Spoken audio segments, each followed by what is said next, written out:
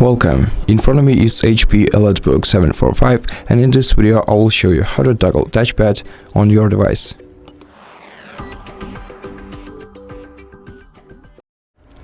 So if you don't have access to your touchpad right now, you have to press Windows button, then tab, then using arrow keys to navigate to settings, press enter, then press tab once again, and using down arrow key, navigate to Bluetooth and devices section. Open it, then press tab 5 more times until you have devices selected, then using down arrow key, navigate to touchpad section.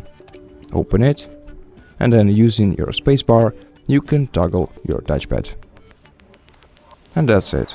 Thank you for watching this video.